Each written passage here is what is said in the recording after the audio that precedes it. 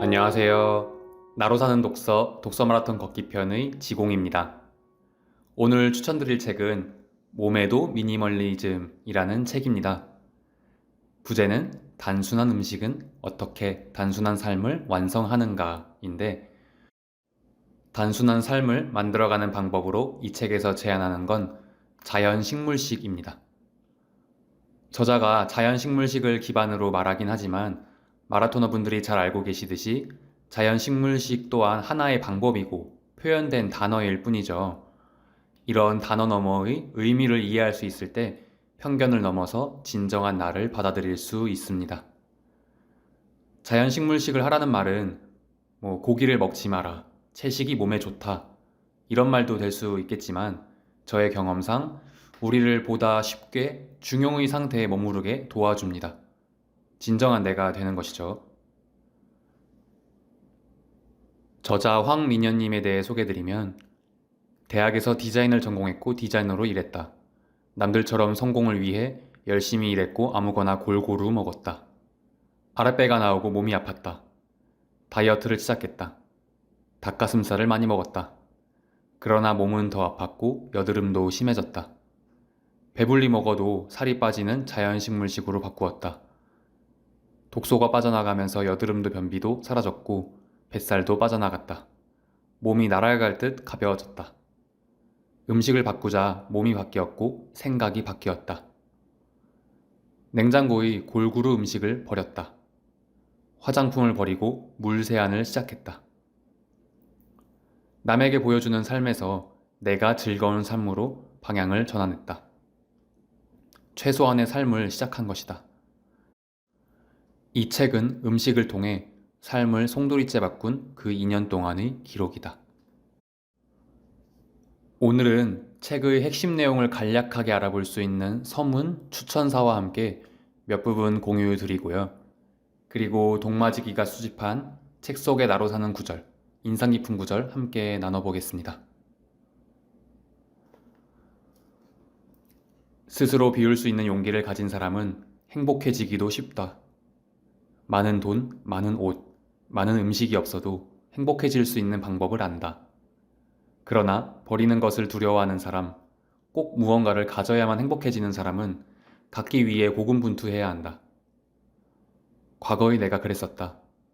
돈을 많이 벌고 싶었다. 업계에서 유명한 사람이 되고 싶었다. 타인의 인정과 사랑이 필요했다. 그래야 행복했다. 이런 건 행복의 조건이 필요한 사람과 그렇지 않은 사람의 차이로 볼 수 있겠는데요. 한국에서 행복한 이기주의자라는 책의 저자로 유명한 웨인 다이어는 이렇게도 말했었습니다. 나는 행복에 이르는 길은 따로 존재하지 않는다고 자주 되새긴다. 행복이 바로 길이기 때문이다. 타인의 반응을 자기 존재의 근거로 삼는 것은 나의 행복의 원천을 타인에게 넘겨주는 격이다. 네, 행복의 조건이 필요하게 되면 행복하지 않은 이유들도 자연히 생겨나게 됩니다. 지금 상태에서 온전하게 행복할 수 있는, 나로 있을 수 있는 그런 연습이 필요하겠죠. 돈값 하는 쓸모 있는 사람이 되어야 한다는 생각으로 밤낮 없이 일했었다. 단기간에 돈을 많이 벌어 으스댄 적도 있으나 행복은 잠시뿐. 곧 그 행복을 잃을 것이 두려워 더 바쁘게 살아야 했다. 먹어도 끊임없이 배가 고파서 음식을 탐했다. 남들만큼 잘 먹고 잘 사는 것에 관심이 많았던 때가 있었다. 나의 진정한 행복은 더 많이 가지는 것이 아니라 더 많이 버리는 순간 찾아왔다. 음식의 가짓수를 줄였다. 단순한 음식으로도 충분히 행복할 수 있다는 것을 알게 되자 식탐이 사라졌으며 몸은 가벼워졌다. 더 건강해졌다. 몸에 바르고 치장하는 것을 줄였다. 샴푸, 세제, 폼클렌징, 수분크림, 화장품 같은 것들이 집에서 사라졌다. 물로만 씻고 생활한다. 많은 옷도 필요 없어졌다. 매일 비슷한 옷을 입어도 나는 나였다. 만나는 사람이 많지 않아도 행복해졌으며 많은 돈을 벌지 않아도 먹고 살 정도만 되면 충분하다. 명상을 시작했다. 부정적인 생각과 집착을 비워냈다. 나의 행복을 외부에서 찾는 것이 아니라 내부에서 찾게 된 것이다. 나의 자존감과 행복을 남에게 맡기지 않으면 남을 미워하는 마음도 사라진다. 간소하게 살아간다는 것은 나에게 많은 깨달음을 주었다. 다양한 먹거리와 새로운 물건들이 넘치는 세상이지만 여전히 누군가는 굶어 죽는다. 흔한 생리대조차 살 돈이 없어 낡은 천과 마른 잎을 생리대 대용으로 사용하는 여아들이 있다. 영장류 학자 제인 구달은 그녀의 책 희망의 밥상에서 이렇게 말한다. 탄자니아를 떠나 유럽과 미국에서 강의를 하게 된 나는 사람들이 먹는 것을 보았다. 거기에 사는 사람들은 항상 먹고 있었다. 점점 더 많은 먹을거리들을 사들이고 또 점점 더 많은 먹을거리들을 내버렸다. 내가 방금 떠나온 땅 아프리카의 사람들은 굶주려서 죽어가는데 유럽과 미국에 사는 사람들은 너무 많이 먹은 탓에 죽어갔다. 단순히 물건을 비워내고 정리정돈을 잘해야 미니멀리스트인 것은 아니다. 네, 미니멀리즘, 혹은 비워내기 이런 것들을 해보신 분들은 아시겠지만 이 정말 진정한 미니멀리스트란 내게 중요한 것이 무엇인지 아는, 즉 나를 잘 알고 있는 사람이죠. 그래서 비워내기, 미니멀리즘 같은 것들은 나를 알아가는 여정이라고도 볼 수 있겠습니다. 내 인생의 전환점, 그 첫 단추를 끼운 것은 바로 음식이었으며 뒤이어 다른 것들도 변했다. 삶 전체가 가벼워졌다. 이 책은 그러한 여정을 담은 책이다. 좋은 기회를 주신 사이먼북스 대표님, 나의 여정을 지켜보며 응원을 아끼지 않으신 블로그의 많은 분들께 깊이 감사드린다. 마지막으로 늘 나의 곁에 있어주는 가족들에게 감사와 사랑의 마음을 듬뿍 전한다. 네, 저자분께서 베지미나라는 네이버 블로그를 운영하고 계시는데 이런 자연식물식에 대해서 궁금하신 분들은 이 블로그를 참조해 보셔도 좋을 것 같습니다. 이어서 책의 핵심적인 내용들을 잘 알아볼 수 있는 추천사 함께 공유해 드리겠습니다. 누리는 삶과 소유하는 삶. 누구나 부를 꿈꾸고 부자가 될 수 있는 시대이다. 여기서 불행이 시작된다. 작고한 프랑스 문학가 조르주 페렉의 소설 사물들에 나오는 글귀다. 소설의 주인공 실비와 제롬은 20을 갓 넘은 꿈 많은 젊은이들이다. 그들은 부자가 되고 싶었다. 돈을 많이 벌고 싶었다. 소유하고 누리고 싶어 했다. 돈을 벌면 그들의 소유와 욕망은 언제나 모든 지점에서 일치를 이룰 것이라고 생각했고 열심히 일했다. 어떻게 해야 큰 돈을 벌 수 있을지 고민했고 부가 따르는 사람들이 성공담에 대해 모르는 게 없었다. 주인 없는 어마어마한 액수의 돈다발이 든 가방을 상상하며 흥분에 사로잡히곤 했다. 큰 부자가 되어 영원히 살고 싶은 광적인 욕망에 사로잡혔고 이 같은 욕망은 그들 삶의 매 순간마다 영향을 끼치고 마음을 조종했다.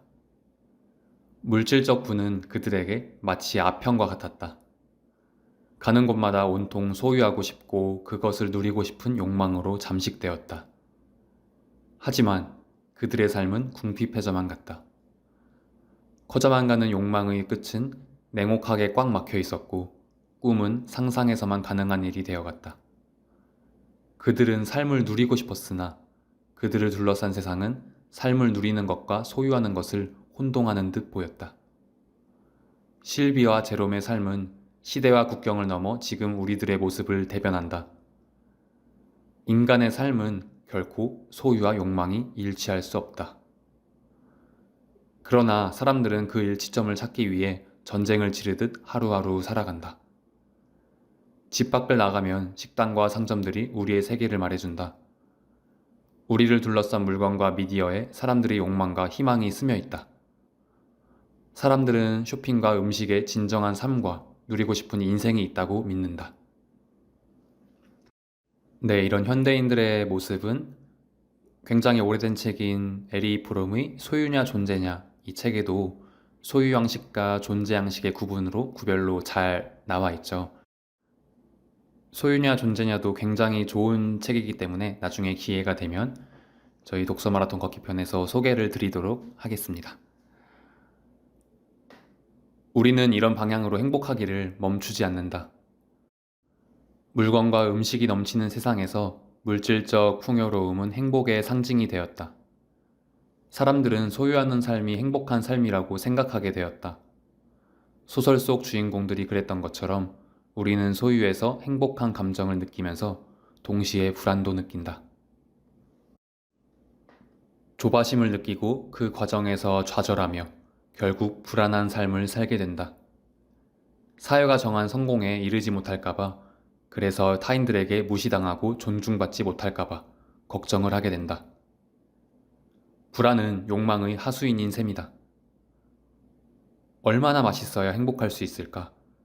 얼마나 많이 사들여야 만족할까? 여기 그 해답을 제시하는 젊은이가 있다. 물질적 욕망으로 매일 웃고 우는 우리에게 자신이 어떻게 그 욕망의 쳇바퀴에서 빠져나올 수 있었는지 알려주고 있다. 스스로를 윤리적 고려가 없는 이기적 삶을 살았노라 고백하는 저자는 성공과 욕망을 쫓는 소설 속 실비와 제롬이었고 우리 모두의 모습이기도 했다. 사회가 정한 성공을 꿈꾸던 한 젊은이가 어떻게 성장하고 내적으로 풍요로운 삶을 살게 되었는지 솔직하게 밝히고 있다. 감화받을 수 있는 동기를 제공하는 사람들은 우리가 피해야 할 것들만 보여주는데 그치지 않는다. 우리가 저마다 다른 모습이지만 이 세상에 존재하는 것만으로도 소중하고 가치 있는 사람이라는 것도 우리에게 보여준다. 네, 이 세상에 필요 없는 사람은 없고 모두가 쓸모가 있고, 그래서 그냥 나답게 살면 세상에 기여하는 삶이 자동으로 자연스럽게 되는 거죠. 저자의 경험을 통해 우리 각자는 스스로에게 적용할 수 있는 무한한 영감과 좋은 에너지를 얻을 수 있을 것이다. 나 또한 소유하는 삶에서 존재하는 삶으로 4년 동안의 변화를 겪었다. 그 변화의 출발점은 공장 음식에서 참 음식으로의 전환이었다. 이 책의 작가 또한 나와 똑같이 음식의 전환을 통해 육체의 변화와 가치관의 변화를 겪었고 마침내 단순한 삶을 거침없이 실천해내고 있다. 당신이 유흥과 소비와 소유를 따르느라 피로사회를 살고 있다면, 그리하여 누리며 사는 단순한 삶과 참 인생을 꿈꾼다면 당신은 오늘 훌륭한 선택을 한 셈이다. 유흥을 즐기고 탐닉하는 젊은 나이에 단순한 삶을 거침없이 실천해내는 저자에게 박수를 보낸다. 네, 강하라 작가 요리를 멈추다 저자의 추천사였습니다.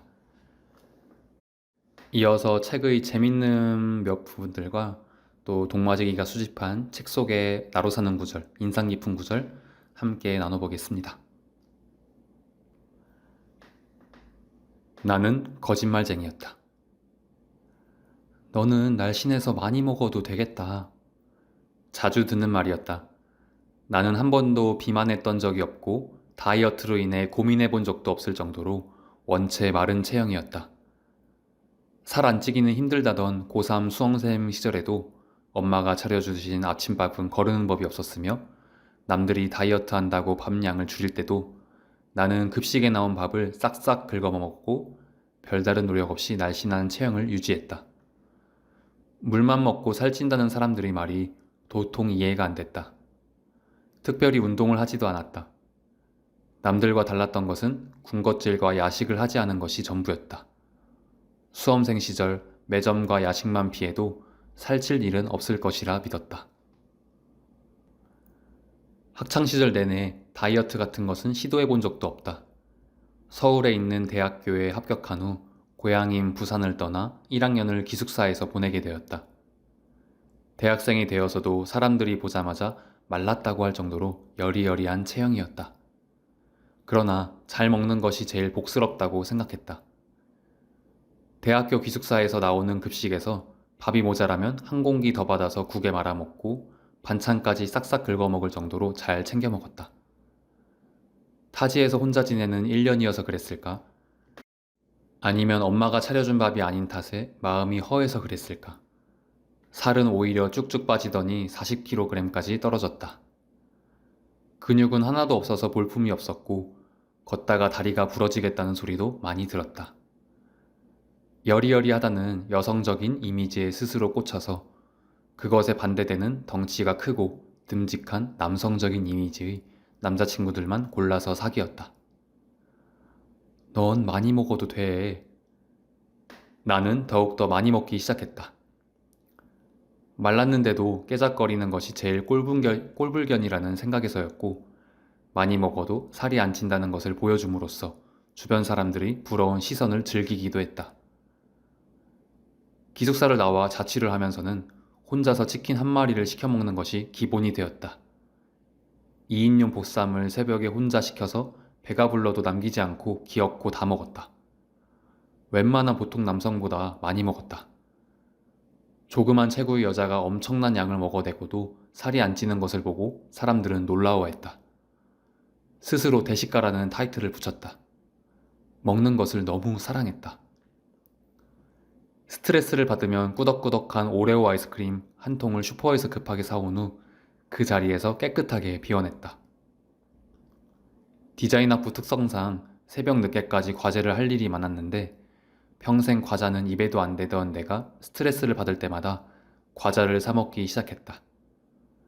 초코파이 한 박스를 사면 배가 아무리 불러도 미련하게 한 번에 다 먹었다. 그렇게 하지 않으면 뭔가 아쉽고 만족이 되지 않았다. 인스턴트 냉동 물만두 한 봉지를 사면 처음엔 반쯤만 끓여 먹다가 결국에는 냄비에 모든 만두를 탈탈 털어놓고 그 자리에서 다 먹었다. 그렇게 해야 배가 불렀지만 속은 허했다.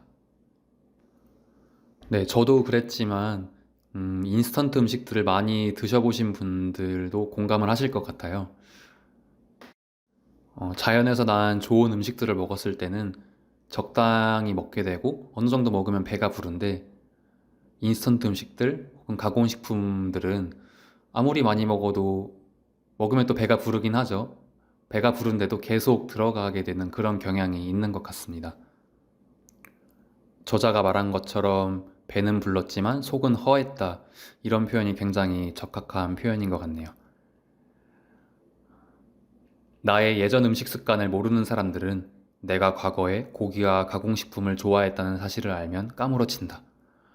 원래부터 사찰 음식을 좋아하는 스님 입맛이었다고 생각하기 일쑤지만 나는 누구보다도 현대인과 비슷한 식성을 가진 사람이었다. 내가 원래 살이 잘 안 찌는 체형이 결코 아니었음을 깨닫게 되기까지는 시간이 그리 오래 걸리지 않았다.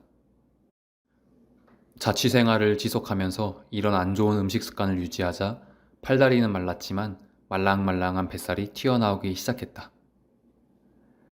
그 흔한 마른 비만이 바로 나였다. 임산부처럼 배가 볼록 튀어나왔다. 나는 열심히 배에 힘을 주고 다녔다. 아무도 내 진짜 뱃살을 몰랐다. 허리가 잘록하다는 말을 듣는 것이 좋아서 몸에 딱 붙는 옷을 입고 다녔다. 언제까지 내 뱃살을 속일 수 있을까 두려웠다.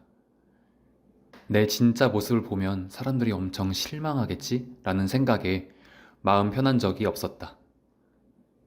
많이 먹어도 살이 안 찐다는 나의 연기는 계속되었고 여발한 듯이 더 많은 음식을 계속해서 먹어댔다. 처음에는 장난삼아 오버해서 먹던 것이 나의 평범한 양이 되었고 배가 불러도 음식을 남기는 법을 몰랐다. 너무 많이 먹은 날은 속에서 받아주지를 않아서 토하기도 했다. 한번 개어내고 나면 속이 시원해져서 과식을 한 날은 토하기를 원한 적도 있었다. 뱃살뿐만 아니라 허벅지와 볼살도 슬금슬금 찌기 시작했다. 나도 많이 먹으면 찌긴 찌는구나. 뱃살은 어떻게든 숨길 수 있지만 허벅지살은 숨길 수 없기 때문에 조금 조절해야겠다고 생각할 때쯤 건강에 적신호가 왔다. 역류성 식도염에 걸린 것이다. 사실 이 병은 현대인에게 아주 흔한 병이다. 장염이나 위염으로 설사를 하고 토하는 정도는 아픈 축에 끼지도 않는다. 살면서 다들 어쩌다가 겪는 당연한 병이라고들 생각한다. 역류성 식도염이 어떤 병이냐고 물어보면 그냥 소화가 안 되고 자꾸 토하는 병이라고 이야기하겠지만 솔직히 말해서 하루에 100번 넘게 트림을 하고 방귀를 낄 수도 있는 것이 이 역류성 식도염의 증상이다. 100번은 과장 아니냐고 놀랄지도 모르지만 역류성 식도염에 심하게 걸려본 사람이면 공감할 수도 있다. 말 그대로 위에 있는 음식물들이 식도로 역류해서 염증을 일으키는 병이다. 너무 많이 먹어대니 위에서 이제 제발 그만 음식을 넣으라고 다시 밀어 내보내는 것이다. 그 과정에서 속에 가스가 가득 차니 속이 부글부글 거린다. 몸이 예전 같지가 않았다. 치킨을 먹고 싶어도 먹고 나면 속이 안 좋아서 한참 동안 트림을 했다. 소화가 안 되어서 새벽 늦게까지 잠을 잘 수가 없었다. 나는 꽤 심각했다. 이런 증상들이 꽤 고통스럽긴 하지만 몸의 하나의 신호로 받아들이는 게 몸 건강에도 정신 건강에도 굉장히 좋죠. 질병들도 단순히 병이 아니라 나의 올바른 변화를 위한 신호로 받아들이면 마라토너 분들의 건강에 도움이 될 것 같습니다. 그러나 병원에서는 남들 다 걸리는 병이라고 아무렇지 않은 듯이 약만 처방해주고 끝이 났다. 병원에 가면 밀가루 음식과 자극적이고 기름진 음식을 피하세요라는 늘 하는 말을 들었다. 당연히 안 지켰다. 약을 먹으면 그때 잠시 증상이 가라앉을 뿐 나의 폭식하는 습관은 고쳐지지 않았고 계속해서 구토를 했다. 이 부분이 안타깝지만 우리나라에서의 서양의학의 문제점이죠. 근본적인 원인을 제거하기보다는 이런 병이 생겼을 때 병을 제거하는 쪽에 초점이 맞춰져 있기 때문에 조금 더 근본적으로 내 몸의 에너지를 높이는 데에는 다른 방식이 필요한 것 같습니다. 서양의학과 동양의학의 이런 접근법적인 면에서 차이점은 있지만 이게 갈수록 통합되는 추세죠. 이 부분에 대해서는 얼마 전에 채널에서 추천드린 감기는 굶어야 낫는다라는 책을 들어보시는 것도 권해드립니다. 토하는 횟수가 잦아지면서 음식을 제대로 먹지 못했다. 먹지 못하니까 기력이 없어서 아무 일도 할 수가 없었다. 병원에서는 하루에 죽을 한두 숟갈만 먹고 약을 먹으라고 했다. 배가 고파서 죽 한 그릇을 하루에 나눠서 천천히 먹었다. 어지러워서 늘 침대에 누워 있었고 죽을 몇 숟갈 먹으면 또 속이 울렁거려서 변기를 붙잡고 침만 개어냈다. 약으로도 해결할 수 없는 지경까지 온 것이다. 역류성 식도염이 지속되면 위암에 걸린다는 말도 들은 터라 그제야 두려운 마음에 가까운 내과로 가서 내시경 검사를 했다. 생전 처음 해보는 수면 내시경 검사였는데 하얗고 걸쭉한 약을 마시면 5초 안에 스르르 잠이 들었다. 그렇게 깨어나서 비몽사몽의 상태로 진찰실로 들어갔다. 의사의 표정은 잠옷 심각했다. 내시경으로 찍은 나의 위 사진을 보여주며 1.9cm만한 염증이 있다고 했다. 이 정도면 꽤 큰 편이라고 했다. 죽기 전에 그러하듯 눈앞에서 나의 인생이 주마등처럼 스쳐 지나갔다. 암에 걸린 것인가? 이렇게 젊은 내가? 의사는 이 염증이 위 점막 안에 있기 때문에 양성인지 음성인지는 큰 병원에 가서 초음파 검사를 해야 알 수 있다고 했다. 그때 내 나이가 만 22살이었다. 의사의 진단서를 받아들고 바로 큰 병원으로 향했다. 내시경 때문에 아침부터 아무것도 먹지 않은 터라 그날 당장 검사하는 것이 좋았기 때문이다. 큰 병원으로 가는 지하철 안에서 엄마에게 바로 전화를 걸었다. 왠지 해야 할 것 같았다. 울먹거림을 겨우 참으면서 내 위에 1.9cm만한 염증이 있다는 것을 알렸다. 부산에 계신 부모님은 난리가 났다. 검사하고 알려주겠노라고 걱정하지 말라는 말까지 덧붙이고 힘없이 전화를 끊었다. 병원에 도착하니 죄다 60대, 70대처럼 보이는 할머니, 할아버지들밖에 없었다. 새파랗게 젊은 사람은 나뿐이었다. 내가 어쩌다 이렇게 되었을까? 지난날의 내 음식 습관을 반성하면서 차례를 기다렸다. 초음파 내시경, 소변검사, CT 촬영, 피검사 등등 기억은 자세히 안 나지만 여러 가지 검사를 했었던 것 같다. 대기하는 사람들이 어찌나 많던지 기다리는 시간만 몇 시간이나 되었다. 검사는 오히려 빨리 끝났다. 여러 검사들 중에서도 최악은 CT 촬영이었다. 나는 이것을 영화나 드라마에서만 봤는데 커다란 원통 안에 잠시 들어갔다가 나오는 것으로 생각했기 때문에 별 걱정이 없었다. 그러나 선명하게 촬영을 하기 위해서는 조영제 주사를 맞아야 한단다. 내가 이때까지 맞아본 주사 중에 제일 두껍고 제일 아팠다. 주사도 주사지만 원통 속에 들어가서 촬영을 하는 것이 더 고통스러웠다. 좁은 공간에 눕기 전에 어떤 약을 마시라고 주었다. 그래야 내 몸속이 잘 보인다고 그랬다. 약을 먹고 촬영을 시작하는데 머리부터 발끝까지 불타는 기분이었다. 정말로 뜨겁지 않은 곳이 없었다. 숨도 쉬기 힘들었다. 너무 어지럽고 뜨거워서 미쳐버릴 것 같았다. 그때의 끔찍하고 공포스러운 기분은 잊을 수가 없다. 아파보지 않은 사람은 건강의 소중함을 모른다. 나보다 심각한 병에 걸린 사람들도 많지만 그 당시 나에게 그 정도의 아픔은 건강의 중요성을 깨우쳐주기에 충분했다. 그날 오전 9시부터 오후 5시까지 병원에 있어야 했다. 당연히 쫄쫄 굶었다. 많이 먹어서 아프다 보니 음식을 먹는 것이 싫어졌다.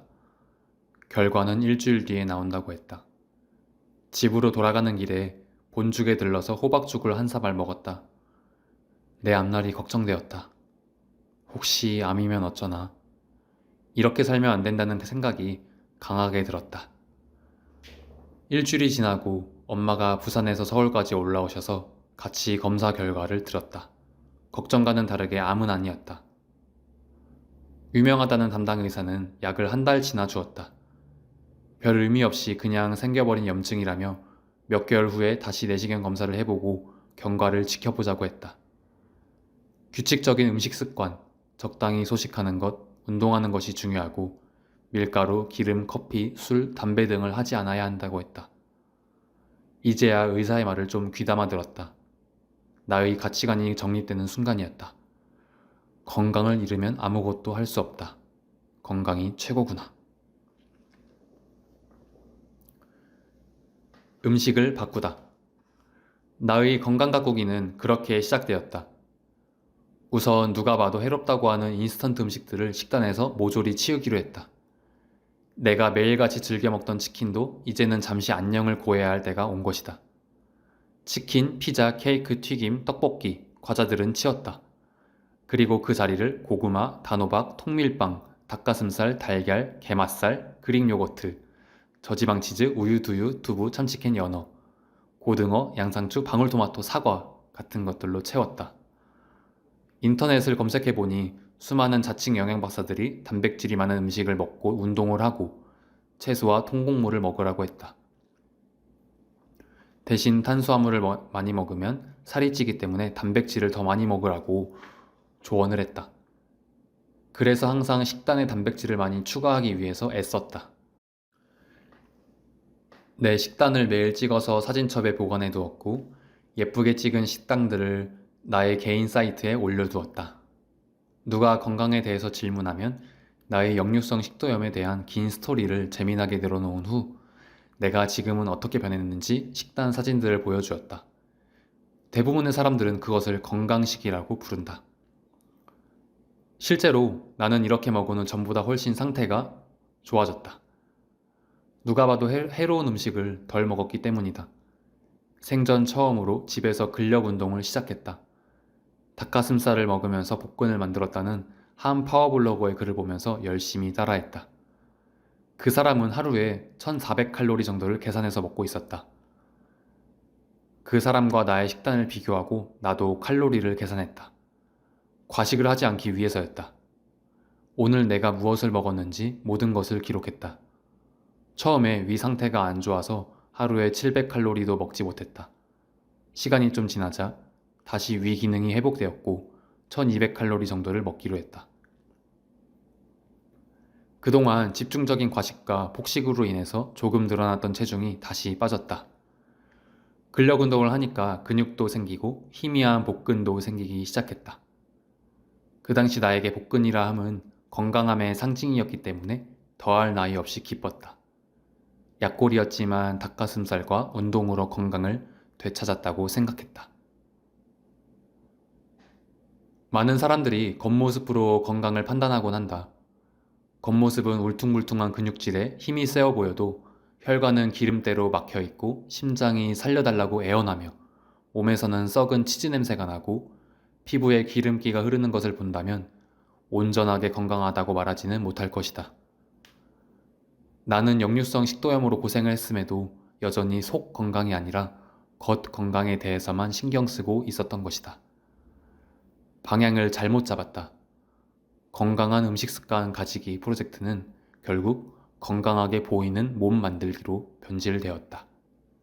아니, 건강하게 보이는 것이 아니라 날씬하게 보이는 몸에 집착했었다. 네, 우리가 몸과 마음, 겉과 안을 모두 챙겨야 하는 것처럼 겉으로 드러나는 영양소만을 챙기는 건 겉모습만 가꾸는 것과 같습니다. 단적으로 예를 들면 합성 비타민과 음식을 통한 천연 비타민의 차이로 볼 수 있겠죠. 비슷한 영양소를 갖고 있더라도 이게 어떻게 섭취를 하느냐, 혹은 어떤 에너지를 갖고 있는 음식을 먹느냐에 따라서 몸에서 받아들이고 작용하는 게 크게 달라질 수 있습니다.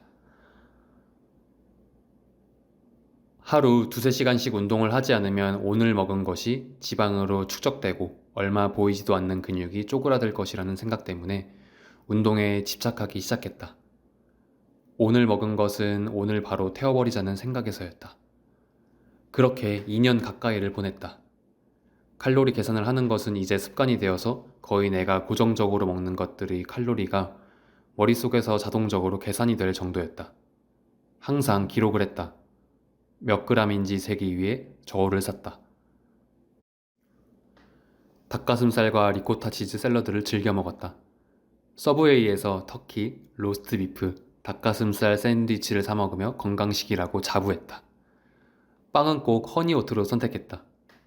소스는 과감하게 빼버리고 대신 샐러드 소스로 그릭 요거트를 뿌려 먹었다. 완벽하고 건강한 식단에 대한 자긍심도 넘쳤다.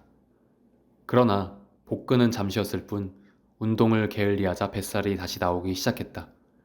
결국 다시 배에 힘을 주고 다녔다. 얼마나 더 운동을 하고 얼마나 더 칼로리를 제한해야 하는지 답이 안 나왔다.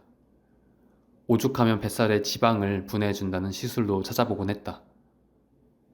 대학을 졸업한 후 직장인이 되면서는 매일 2~3시간씩 근력 운동을 하는 것이 무리라는 생각도 들었다. 그래서 내가 할 수 있는 것은 칼로리를 제한하는 것이었다. 하루에 내가 먹을 수 있는 칼로리를 1200에서 1400 정도로 제한하다 보니 음식 하나를 고를 때도 신중하게 골라야 했다. 맛도 없으면서 칼로리만 높은 것은 먹지 않으려고 노력했다. 어떤 음식을 먹었을 때 맛이 없으면 갑자기 화가 솟구친다. 이거 먹을 거면 더 맛있는 거 먹을 걸 하는 생각 때문이다. 억지로 참다가 치킨이라도 먹자고 결심한 날이면 한참 동안 여러 치킨 브랜드의 메뉴들을 비교했다.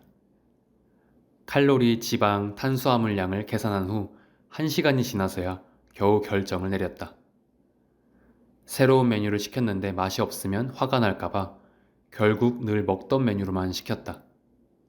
이런 생각은 그 당시에도 자연스럽지 못하다고 느꼈지만 너무 멀리 온 느낌이라 어떻게 고쳐야 할지도 몰랐다. 배는 부르지만 칼로리가 부족하면 일부러 더 찾아서 간식을 먹기도 했다. 모든 것이 숫자로 돌아갔다.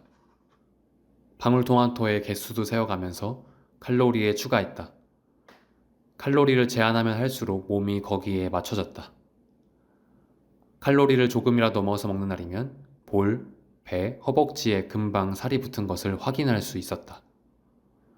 중고등학생 때 아무리 많은 밥을 먹어도 날씬했던 내가 이렇게 된 것을 보고 나이가 점점 먹으면 어쩔 수 없는 것이라고 생각했다.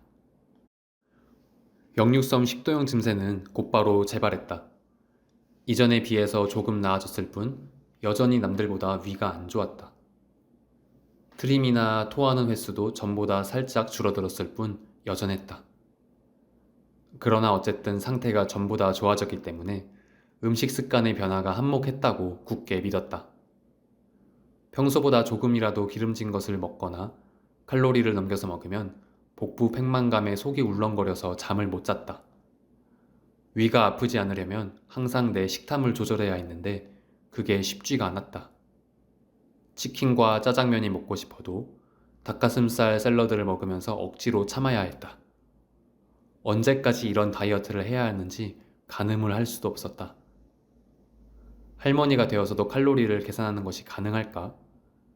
칼로리를 제한하지 않고 과식을 하면 어김없이 속이 아파오니 어떻게 해야 할지를 몰랐다. 먹는다는 행위에 이렇게 신경을 곤두세우는 것을 나는 대체 언제까지 할 수 있을까?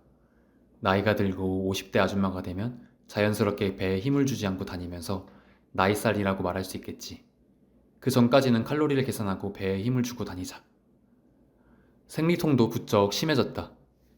나에게 원래 생리통이라 함은 평소보다 컨디션이 살짝 안 좋은 정도였는데 이런 식단을 유지하고 난 1년 후부터 생리통이 심해졌다.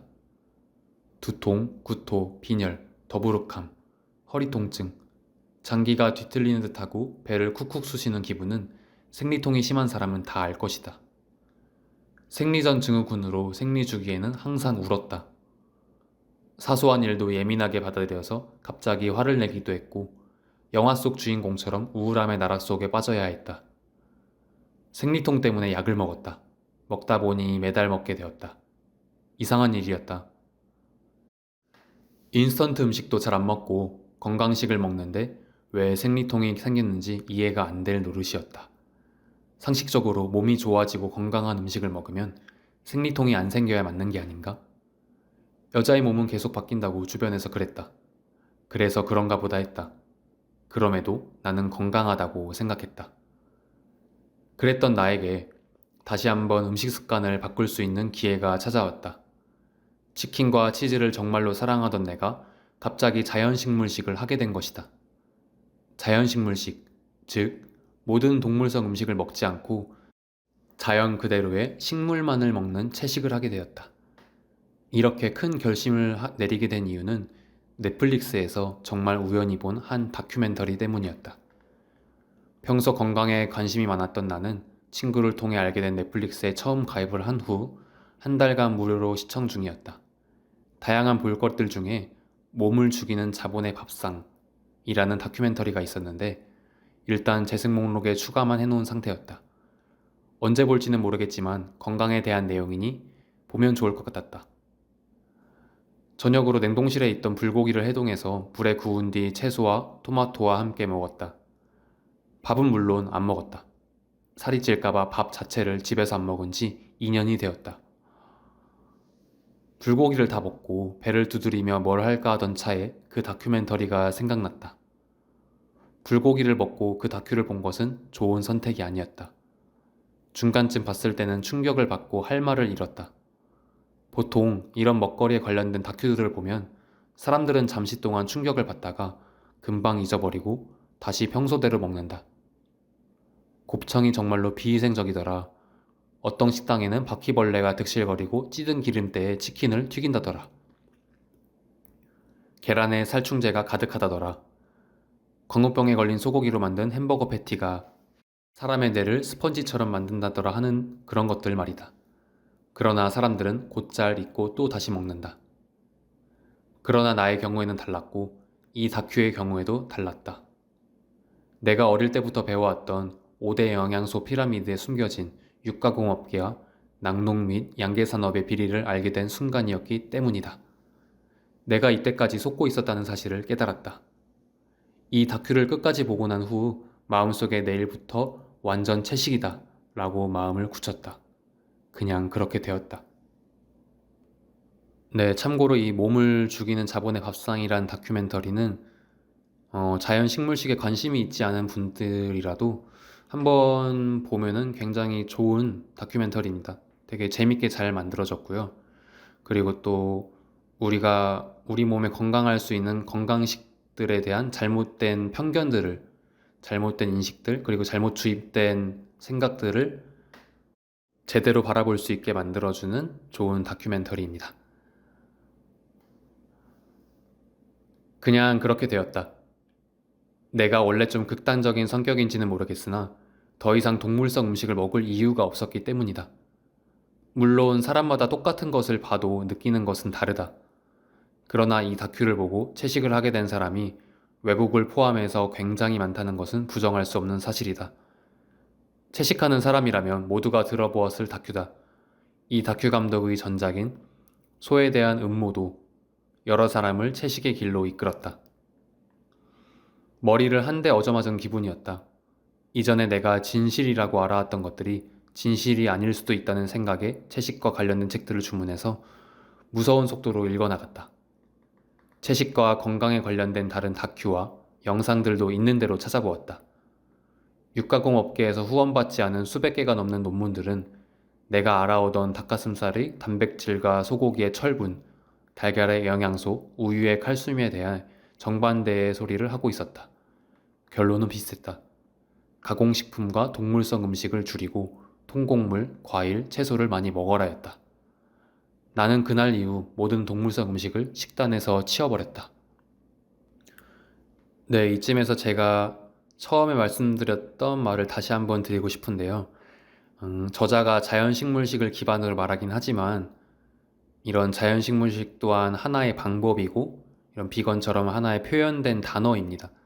이런 단어 너머의 의미를 이해할 수 있을 때 우리가 편견을 깨고 진정한 나를 받아들일 수 있습니다. 자연식물식을 하라는 말은 고기를 먹지 마라, 채식이 몸에 좋다 이런 말도 될 수 있지만 아까도 말씀드린 것처럼 우리를 보다 쉽게 중용의 상태에 머무르게 도와주는 것 같습니다. 조금 더 진정한 내가 될 수 있도록 도와주는 음식인 것이죠. 이어가 보겠습니다. 2주 만에 뱃살이 사라지다. 자연식물식을 하고 느낀 나의 첫 후기는 어이없다였다. 그리고 그것은 곧 굉장하다로 바뀌었다. 사계절 내내 나를 괴롭히던 암내는 자연식물식 5일 만에 사라졌다. 땀에서 나던 치즈 썩은 냄새도 사라졌다. 지방분해 시술까지 고려해야 했던 숨겨진 뱃살은 2주 만에 사라졌다. 몸은 가벼운데 체력은 갈수록 늘었다. 몸속에 남아있던 무거운 찌꺼기들이 사라진 기분이라 걸음걸이가 그렇게 가벼울 수가 없었다. 이틀에 한 번 겨우 갔던 화장실은 하루에 3번도 간다. 채식하는 사람들의 배변량이 더 많은 이유는 섬유소에 있다. 네, 이 말을 보니 또 하나 생각나는 다큐가 있는데요. 이것도 마찬가지로 넷플릭스에서 보실 수 있을 것 같아서 함께 추천드리면 더 게임 체인저스라는 다큐멘터리고 이게 채식을 하시는 운동 선수들에 대해서 연구를 하고 탐구한 재미있는 다큐멘터리입니다. 저자가 말했던 몸을 죽이는 자본의 밥상과 함께 보시면 좋을 것 같아서 추천드리고요. 인류는 섬유소를 하루에 100g 이상씩 먹으며 진화해왔다. 뉴트리션 팩츠의 논문들에 따르면 이러한 섬유소는 납, 수은, 과도한 콜레스테롤, 에스트로겐과 같은 찌꺼기들을 밖으로 배출해주는 역할을 한다. 동물성 음식에는 섬유소가 0%다. 전혀 없다는 말이다.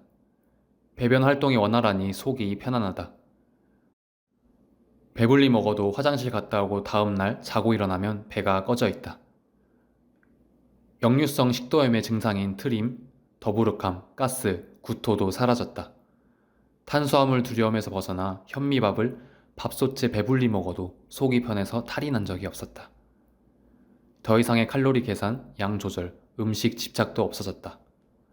먹는 것을 온전하게 즐기고 숫자와 다이어트는 아예 머릿속에서 지워버렸다. 그럼에도 노력 없이 날씬한 체형을 유지할 수 있게 되었다. 자연 식물식을 하고 한 달 지났을 무렵에는 팔굽혀펴기 10회가 최대였던 내가 총 90회를 넘겼다. 팔굽혀펴기 숫자를 세면서 절로 웃음이 나왔다. 내가 미친 거 아닐까? 닭가슴살 대신 현미밥, 과일, 채소를 배불리 먹은 것이 전부였다. 따로 특별하게 운동을 더 했던 것도 아니다. 먹는 음식만 바꿨는데 체력이 늘었다. 운동하기가 수월해지자 팔 근육이 눈으로 확인 가능할 정도로 빨리 자랐다. 2년간 닭가슴살 뜯으면서 근력 운동을 했던 나 자신이 안쓰러울 정도였다. 피부에도 변화가 생겼다. 나는 피부가 원래 안 좋았었다. 나의 콤플렉스는 항상 피부였다. 중학생 때부터 화농성 여드름과 지복합성 피부로 고생했다. 교실에서 제일 여드름이 많은 사람 중 1, 2위를 다툴 정도로 얼굴에 붉고 아픈 여드름이 바글바글했다. 기름기가 넘쳐서 기름종이가 없으면 하루를 버티지 못했다.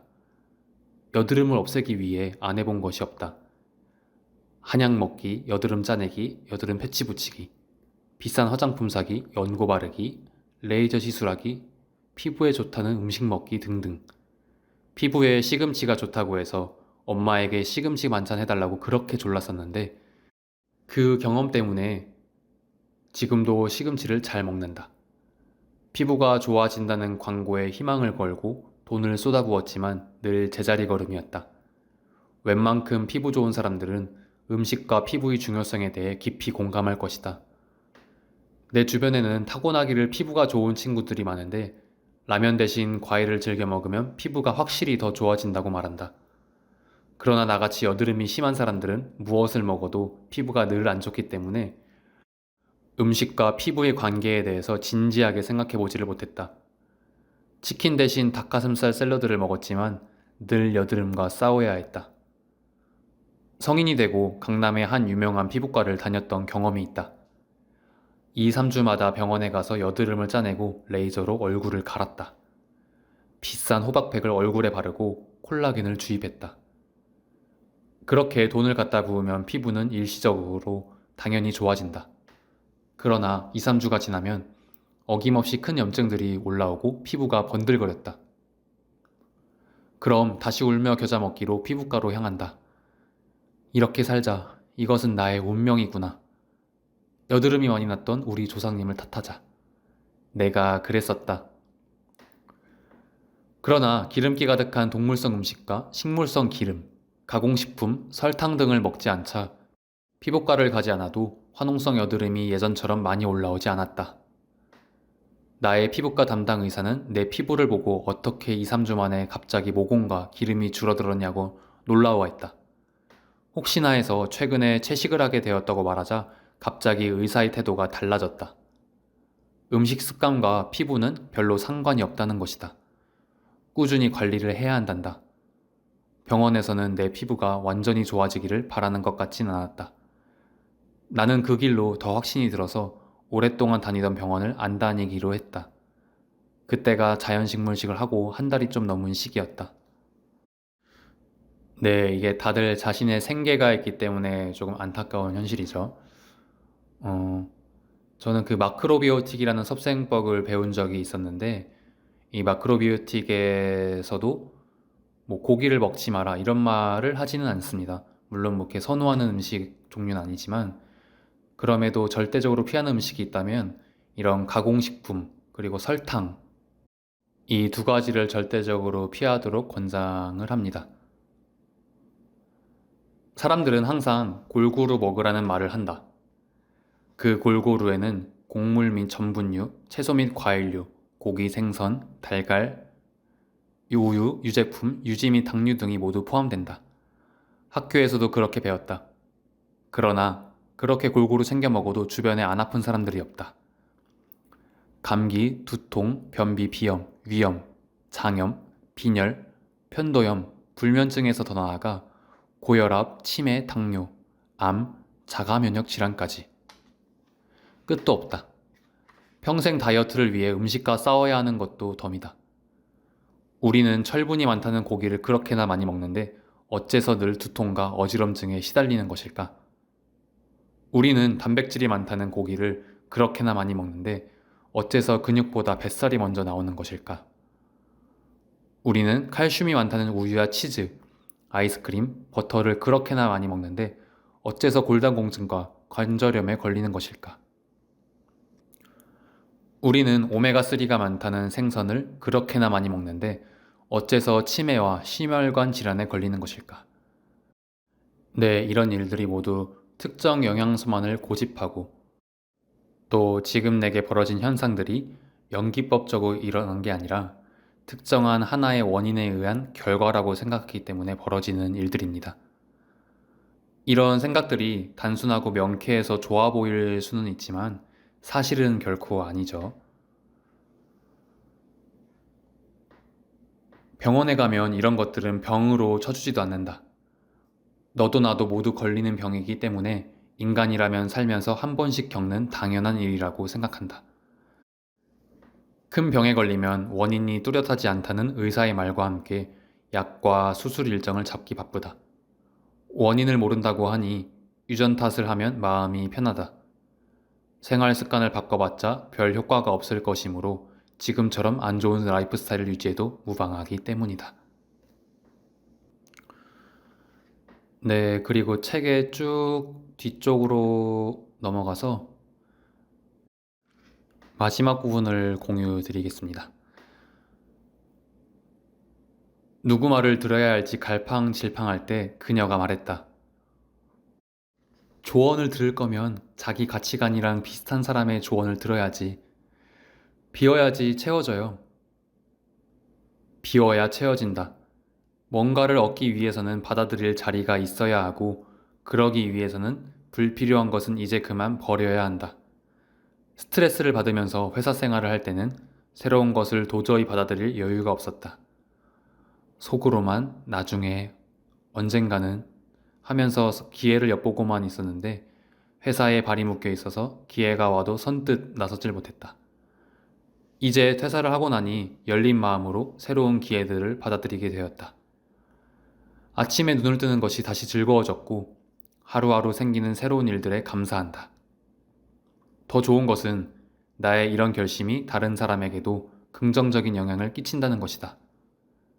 이전 직장에서 마케팅이 아니라 사진작가 일을 하고 싶어 했던 마케터 언니와도 꿈에 대한 이야기를 자주 했었다. 하고 싶은 것을 하고 살 것이냐, 현실적으로 살 것이냐. 결국 인생에 정답은 없는 거라며 마무리했던 대화였다. 나는 결국 퇴사를 했다. 그리고 며칠 뒤 그 언니에게도 좋은 기회가 찾아왔고 고민 끝에 회사를 그만두고 사진 일을 하게 되었다는 연락을 받았다. 그 언니는 지금 하고 싶은 일을 마음껏 하면서 연예인들의 스틸컷을 촬영해주고 있다. 나의 전 직장은 더 많은 직원들이 들어왔다. 모두 하고 싶은 일을 하기 위해 그 직업을 선택했길 바란다. 그렇다. Do what you love 바이러스는 생각보다 강력하다. 하루를 절망과 불안이 아닌 설렘과 행복으로 시작하려면 나의 가치에 맞는 일을 하고 살면 된다. 자신을 사랑하는 방법은 대단한 것이 없다. 나는 나를 사랑해 라고 외친다고 자존감이 바로 올라가는 것이 아니다. 많은 사람들이 자기 자신을 사랑하라는 말에 동의하지만 그래서 도대체 어떻게 해야 나를 사랑하는데? 라고 질문하는 사람들이 많다. 나를 사랑하는 법은 무엇일까? 내가 하고 싶은 일을 하게 내버려두면 된다. 내가 생각하는 것, 먹고 싶은 것, 하고 싶은 것, 하고 싶은 말을 남들 시선이나 어떤 이유들 때문에 하지 못한다면 나의 욕구가 아니라 남의 욕구에 더 신경을 쓴다는 것이다. 남의 욕구에 맞추어 하고 싶은 말을 참는다거나 거절하고 싶을 때에도 네라고 대답한다거나 돌려서 말하는 것 또한 결국 나 자신의 욕구를 무시한다는 뜻이며 나를 행복할 수 없게 만든다. 나는 안 돼, 어쩔 수 없어가 아니라 어떻게 하면 되게 할까를 고민하는 것이 나를 위한 첫 발걸음이었다.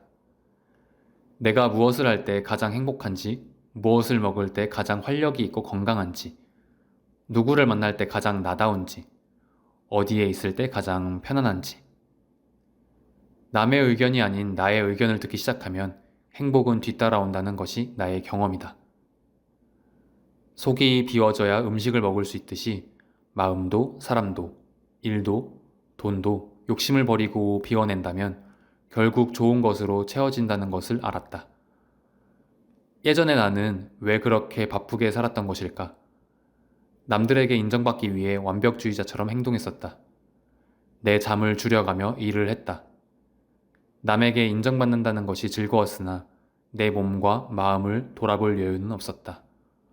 인정받지 못할까봐 불안한 적도 많았다. 일에 중독되어 있다는 것도 어떻게 보면 건강한 상태는 아니다.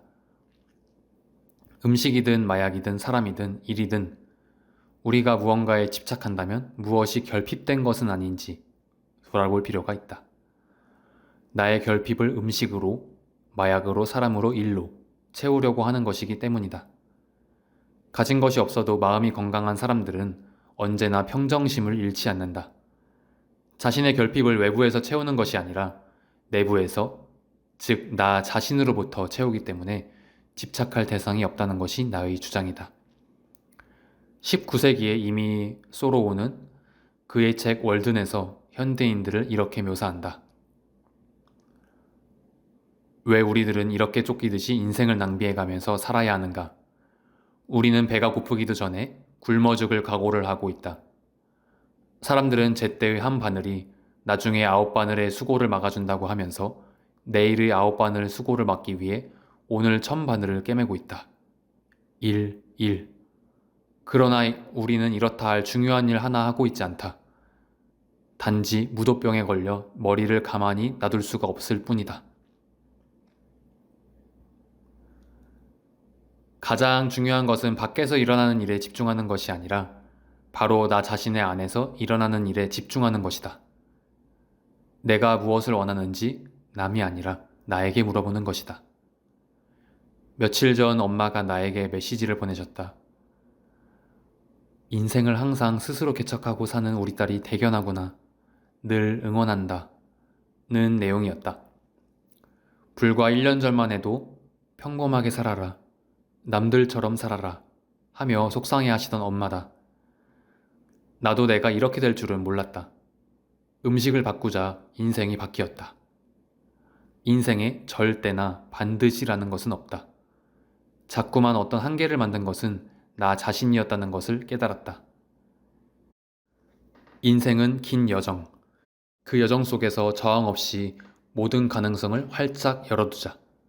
지금도 현재 진행형이다. 이 책을 읽은 모든 분들 또한 각자의 여정을 즐길 수 있기를. 네, 그리고 마지막으로 책 속의 좋은 구절들, 나로 사는 구절들 몇 군데 소개해드리면서 마무리하도록 하겠습니다. 원래 몸집이 큰 동물에게 뚱뚱하다고 뭐라고 한다면 원래 코끼리의 모습은 어떠해야 맞는 것일까? 이것은 마치 기린의 목이 왜 길쭉한지, 원숭이는 왜 팔다리가 말랐는지, 돼지는 왜 그렇게 뚱뚱한지를 탓하는 것과 같지 않을까?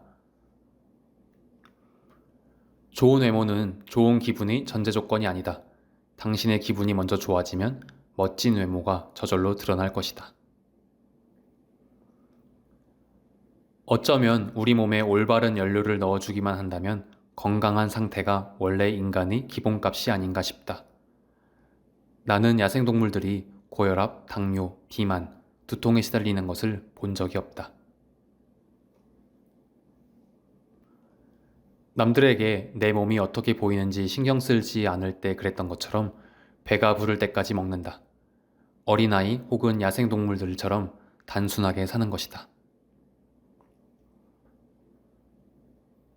간단한 식사로도 에너지가 넘치고 행복할 수 있다는 것을 알면 음식이 아닌 다른 것에도 욕심낼 필요가 없다는 것을 알게 된다.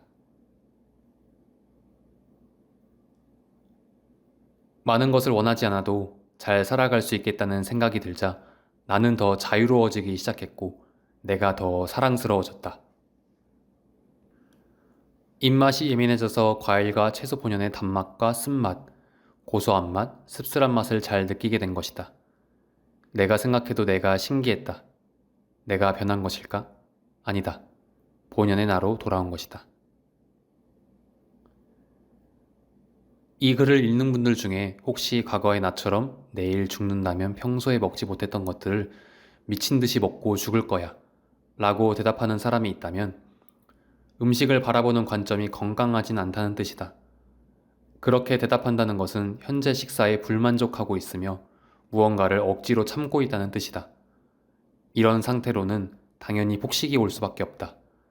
지금 식사에 만족을 한다면 결코 그런 대답이 나올 수 없다. 정신이 건강하려면 일단 내 몸이 건강해야 한다. 지금 당장 배가 아프고 온몸이 아픈데 가만히 앉아서 명상을 하라고 하면 집중이 될 리가 없다. 내가 나의 마음을 돌볼 수 있게 된 것도 내 몸이 기본적으로 건강해졌기 때문이다. 네, 오늘 몸에도 미니멀리즘은 여기까지 함께 공유 드리고요. 나로 사는 독서 독서 마라톤 걷기 편은 다음에 또 좋은 책으로 찾아뵙겠습니다. 마라토너 여러분들 모두 온전하게 나다운 하루 보내시길 바랍니다. 감사합니다.